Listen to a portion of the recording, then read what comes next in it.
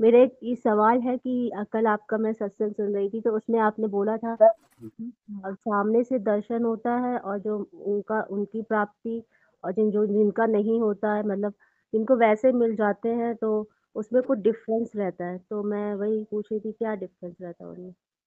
देखो, एक भिखारी है, उसने अपनी जिंदगी में डायमंड देखा नहीं है और उसको कोहिनूर का डायमंड मिल जाता है, उसके खीसे में रख लेता है क्योंकि कुछ अलग दिख रहा है, इसीलिए मतलब उसको कुछ लग रहा है कि कुछ थोड़ा सा अलग है, कुछ वैल्यूएबल हो सकता है बस।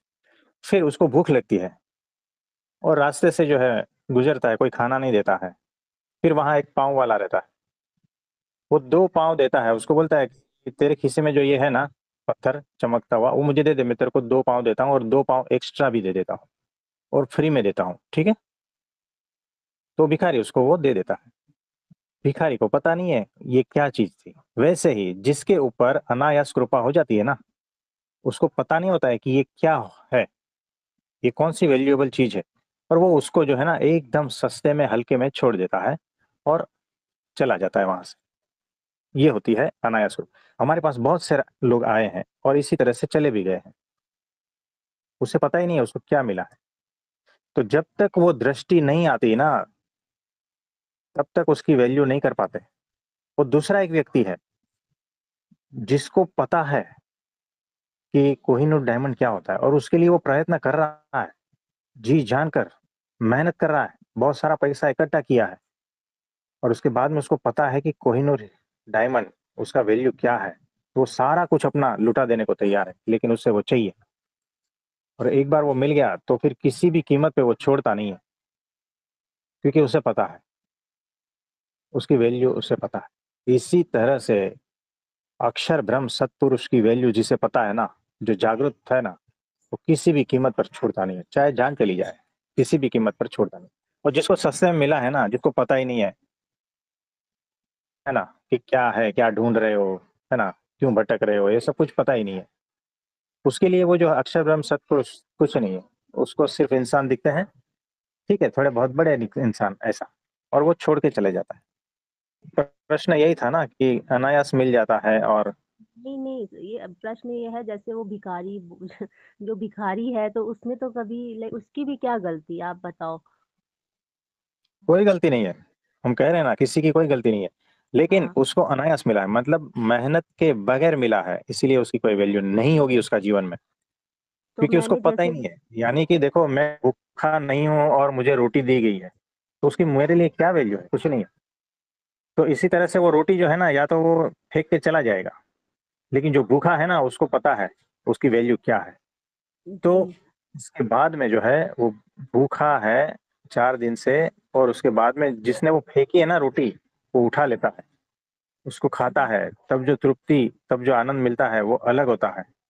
और जो आगे वाला फेंक के चला गया ना, उसको तो कुछ भी नहीं मिला, मिले होने के बाद भी कुछ नहीं मिला, क्योंकि उसकी वैसे वो तलाश ही नहीं थी। जी, तो लेकिन कुछ जैसे उसके पुण्य ऐसे थे कि इसकी वजह से उसको रोटी प्राप्त हो गई थी, लेकिन उसने वो छोड़ दी, चला गया, उसका पुण्य खत्म हो गया, बात खत्म हो गई। अब वो कितना जन्म भटक के, कितनी भूख लगाएगा, फिर मेहनत करेगा, तब वो रोटी हासिल होगी, ऐसा है।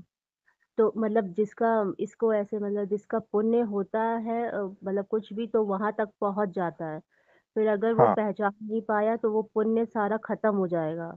हाँ, और खत्म, गया वापस चक्कर में। अपने हाँ, अच्छा। और कभी कभी जो है पुण्य नहीं भी होते हैं तो भी केवल सत्पुरुष का संकल्प मात्र से उनको दर्शन मिल जाते हैं, उनके साथ रहते हैं भगवान, सब कुछ बिना पुण्य के भी, है ना। तो पुण्य नहीं भी होता है फिर भी जो है केवल कृपा करुणा बस, उस वजह से भी जो है परमात्मा की प्राप्ति हो जाती है। लेकिन अगर वैल्यू नहीं है तो उसको छोड़ के आप आगे निकल जाते हैं। तो मतलब डिफरेंस कुछ नहीं रहता, जिनको सामने से भी दर्शन हो और मतलब वैसे भी हो, सेम ही है सारा मतलब। देखो, पात्रता के ऊपर है और भीतर कितनी प्यास है ना, उसके हिसाब से है। हमने कहा कि परमात्मा तो अवेलेबल ही है, सबके सामने, सबके साथ, वही है और कुछ है ही नहीं। लेकिन पात्रता कहाँ है, दृष्टि कहाँ है उसे पहचानने की, वो प्यास कहाँ है, वो तो हमारी है ना। तो ऐसा है, तो हवा तो सब जगह है, तो कोई जो है घुट घुट कर मर रहा है और कोई उस हवा का अच्छा सा उपयोग करके जी रहा है। हवा तो सब जगह है, हम उसको लेने के लिए कितने सक्षम है ना। फेफड़े काम नहीं कर रहे हैं तो हवा कैसे जाएगी भीतर। तो ऐसा है, तो उसको फिर वेंटिलेटर लगाना पड़ता है हॉस्पिटल में। जी।